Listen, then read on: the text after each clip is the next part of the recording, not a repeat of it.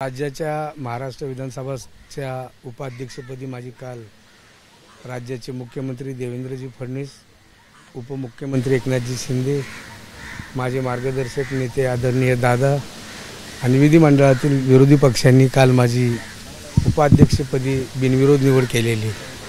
खरं तर आज माझ्या कामाची सुरुवात करत असताना भारतरत्न विश्वरत्न डॉक्टर बाबासाहेब आंबेडकर यांना विनम्र वादन करून आज मी माझ्या कामाची सुरुवात करत आहे।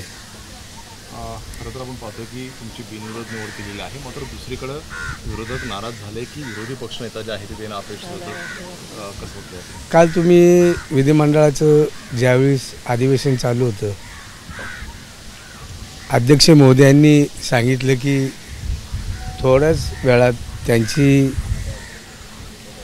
अधिकृतपणे जाहीर असे त्यांनी लोक निवड करतील, असं काल ॲडव्होकेट राहुलजी नार्वेकर यांनी सांगितलेले। खरं बघितलं तर कालच त्यांची निवड होणार होती, पण अध्यक्ष महोदयांनी सांगितल्यामुळं त्यांची काल निवडणूक झालेली नाही। सर, एक वेगळा प्रश्न आहे, संभाजी भिडेंनी पुन्हा एकदा जरा वादग्रस्त वक्तव्य केलं की शिवाजी महाराज हे सर्वधर्मीय नव्हते, हिंदू रक्षक नव्हते। खरं बघितलं तर संभाजी भिडेंनी काल जे काय वक्तव्य केलेले ते अजून मला माहिती नाही, त्यामुळे मी बोलणं उचित नाही। त्याची माहिती घेऊनच मी तुम्हाला सांगेन।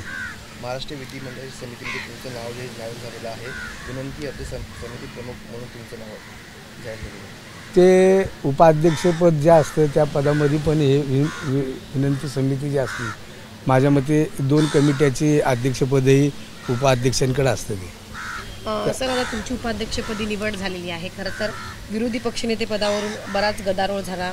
लोकशाही जर टिकवायची असेल तर विरोधी पक्षनेता असायलाच पाहिजे असं सगळ्यांचं मत आहे। मी आता हिवाळी अधिवेशनामध्ये विरोधी पक्षनेता मिळावा यासाठी तुमच्याकडनं कशा प्रकारे प्रयत्न केला जातो किंवा तुमची पण सुद्धा तशीच भूमिका आहे का? खरं बघितलं तर राज्य चालवत असताना सत्तारूढ पक्ष आणि विरोधी पक्ष या दोघांना घेऊन चालत असतानाच राज्याचा खऱ्या अर्थाने विकास होत असतो। पण आत्ताच मी सांगत असताना तुम्हाला सांगितलं की अध्यक्ष महोदयांनी सांगितलेलं की थोड्याच वेळामध्ये विरोधी पक्षाची निवड जाहीर केली जाईल।